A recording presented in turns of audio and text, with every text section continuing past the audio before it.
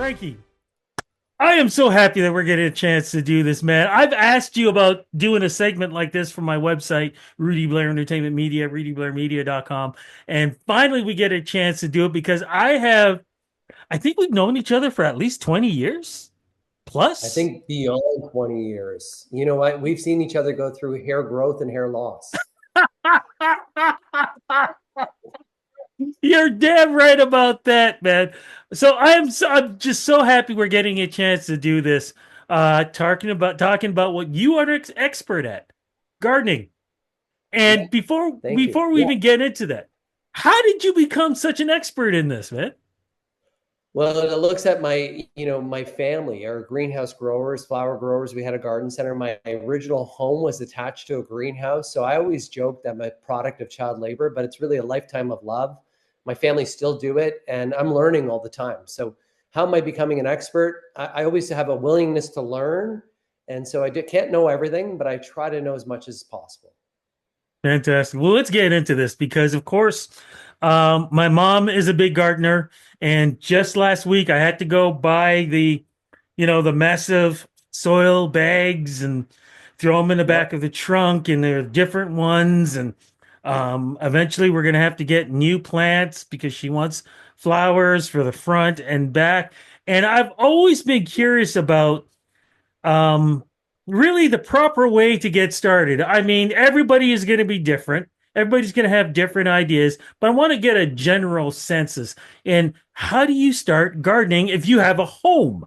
A backyard, front yard, maybe you just have a front yard. But how do you start gardening? Is soil the very first thing you need to make sure of? Yeah, soil is the foundation to any good garden, but the key is coming up now. We've been pented it up in winter for such a period of time that we have this hunger, this appetite to get color. And so we go to the garden center and we often buy plants that just look pretty. So Yeah. really what we need to do is to figure out, number one, do we have good soil? And if not, how do we fix it? Number two, do we have sun or shade? Because that's going to determine what plant you pick. And then number three, if you want to overwinter, what is my hardiness zone so that it can come back year after year? So before you even go and step foot in a garden center, it's really kind of, put these kind of boundaries around yourself so that you're not going to overspend. And just remember, you know, in order to have a happy life, what did they say that one song about an ugly wife? No, you don't always pick the pretty ones. Absolutely agree with you with that. And also, agree or disagree, because I'm the type of person who will water the plants at least once a day. Okay. Some people may not have that luxury and they want to get these pretty flowers, but the flowers need to be watered every day, especially when Toronto in our area gets into the really, really hot climate days. Yeah. There are plants that you don't have to water every day, correct? Yeah, so xeriscaping is the use of plants that are actually really good energy conservers and actually water conservers. So often plants that have a blue and or gray foliage or even have a more thinner leaf are ones that are a little bit more drought tolerant. And what we're finding now is that plant breeders right across the world are actually trying to breed varieties of plants that are not only drought tolerant, but heat tolerant. Those ones that can survive during really hot periods because we are going through a world of climate change. So yes, there are plants for every purpose that are out there, but plants eventually will need water. So you just got to be aware of that. I always say the plants do best near the water tap. I've asked you this before in private, but I'm going to ask you now again because I've heard people Oh, say, "Oh, don't ask that question. Don't ask that question. I've heard people say, "Oh, you got to water early in the morning. If you water in the afternoon, it's just going to dry all up." No, you're supposed to do it in the evening. When is the best time to water your plants? So ideally, you want to water your plants in the morning. There's a couple of reasons for that. Number one, you'll get good absorption. Number two, the plants will then have the water dry off the foliage. So it reduces disease like black spot, which is a fungus. And then number three, if you have a slug problem, if your gardens are wet at night, and so meaning that you're watering in the evening, that wet garden through the night is the perfect breeding area for things like slugs and bugs. So in order to cut down on disease, cut down on insects, and have an efficient use of water, watering in the morning is the best. Now, one of the things I've already noticed on our lawn, as it's because in the beginning of the season, the grass grows really quickly, really green really quickly, Yeah. and you're literally you feel like you're cutting it every 3 days. But one of the things that are in there, and I'm already seeing it, dandelions and weeds. What is the proper way to get rid of these? Because I just find the only way I can get rid of them is trying to dig them out, and I know I can't dig far enough because those roots go very far. Yeah, so a little fun facts about dandelions. The French name is dent de lion as well. That dandelion, everything is edible from the flower to the leaf, packed with iron, all the way to the root. You can make a tea out of it. So originally it was brought here for us to eat, and then all of a sudden they went wild because they dropped their seeds. Dandelions, hand removal is probably the best on a wet day. So don't ever go to try to dig up weeds on a dry day because they'll actually anchor their roots in. After a rain, they're a little more loose. The soil's loose, so they'll come up much easier. You can also use something on dandelions called Weed Be Gone. And then the key is try to make sure your lawn's nice and thick. So we're suffocating out those weeds. And then in the summer months, when our lawn slows down in growth, we want to cut it a little bit longer so that it'll shade out the roots, but also will shade out weed seeds from germinating. What are those little and they're not ladybugs, but I've found the last couple of years in my neighborhood there are these little red and black insects that are crawling Mhm. all through the grass and garden. And I really notice them when I'm watering and they just go running out. What are So they? there's And a is that a good or bad thing? Yeah, there's a whole bunch of red and black bugs right now. So the good one is, of course, the ladybug, which is truly red and black. It's markings. If you see one that doesn't have as defined markings and more is a little bit of almost an orangey color, that Yes. is the Asian beetle, which was one that was released here. And that one will bite you. It'll eat aphids, but it's not the ideal one. There's also another one which is called the red lily beetle that'll eat lilies. So you'll see it on your Asiatic lilies or what would be traditionally look like an Easter lily. And then there's another bug that's red and black, which is called the firebug. And that one there is one that you'll see in numerous numbers for just about 3 weeks and then it goes. That's one that's not harmful whatsoever. But the one you're speaking of is one that does serve a purpose. It was originally released here to take care of insects, but now is actually taking over the native ladybug. So best way to, if you have a lot of them around, sometimes they try to get in your home on cool nights, just a shop vac, vacuum them up and put them in the garbage. What's the difference between having a garden of flowers to having a garden of vegetables? Do we treat it the same way or differently? You know what? You just got to harvest. So there's some similarities. So you got to deadhead some flowers, but when it comes to a vegetable garden, we really want sun. So here's the key ways to grow great food is that you want at least 6 hours of afternoon sun. You want to have good soil, and then you want to pay attention to what you're growing. In the summer, hot summer days, tomatoes, peppers, zucchini, cucumber, they're going to do great. Earlier spring, at this time of the year, when we're in the month of May and earlier June, spinach, leaf lettuce, things like that will grow well. But as soon as it gets hot, they'll start to bolt.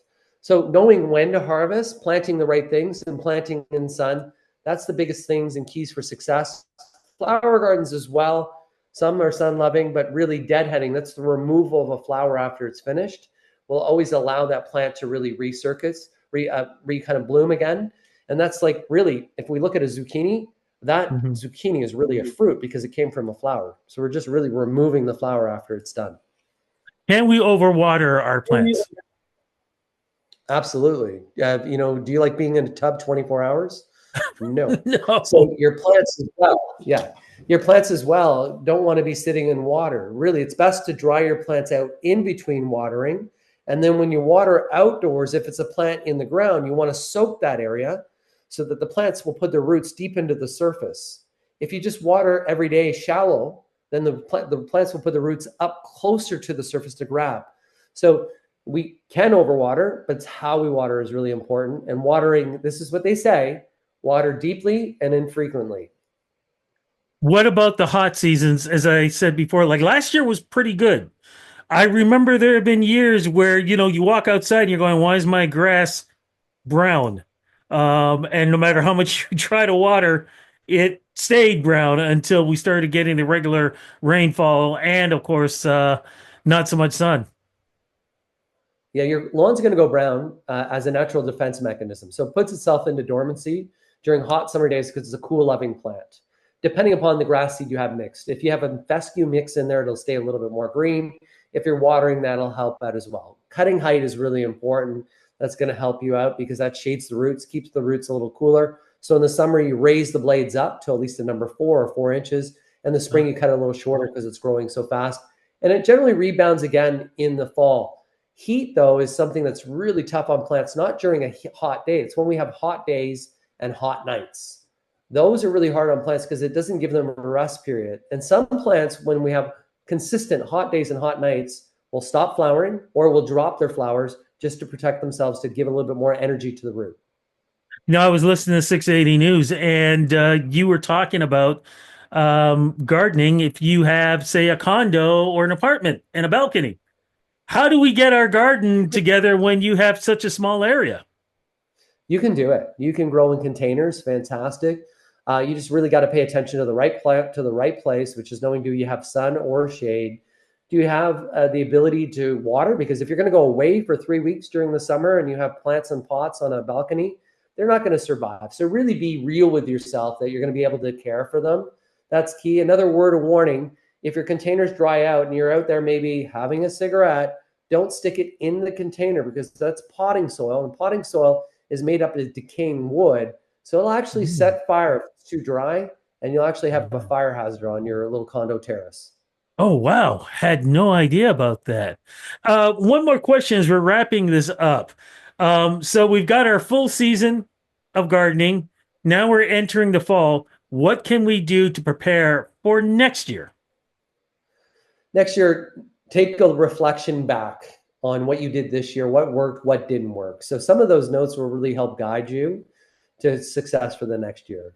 Also clean up. So any diseased leaves that you have, best off to make sure you remove them from your property, put them for curbside pickup. The other part too is you're going to walk around your property and do any pruning of anything that's late flowering. So if it's summer flowerings, like some PG hydrangeas like Annabella, you prune those in the fall. And that's really what we're going to do. You can do a fall fertilization on the Thanksgiving weekend for your lawn. That really helps insulate it for the winter months as well. And then think about spring bulbs. So in fall, think spring. So in fall is the time when you're going to plant tulips, daffodils, hyacinths, and crocuses. Well, my friend, you have given me a lot to think about, especially since I got to get the lawnmower out, get it ready. Because one of the things I do like to do is I like to let the grass grow as high as possible and then start mowing the lawn. I've already seen people starting to mow already, and I think, and correct me if I'm wrong, is it too early to start mowing, or should you just give it a chance to just let it breathe a little bit?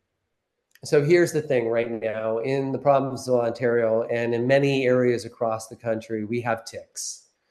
Ticks are a big issue right now, and ticks grow in high grass. So my recommendation is, as long as your lawn's actively growing, if you can, go out there and cut it.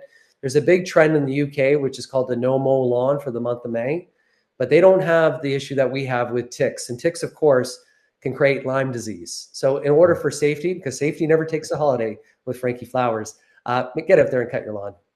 Okay, I will definitely do it. Can't do it this weekend. I'll do it next weekend. My friend, it has been a blast to have a chance to talk to you. I hope we can definitely do this again, man, because if there's anybody Anytime. who knows anything about gardening and just being just a great guy, it's you. Rudy Blair, you're blooming great.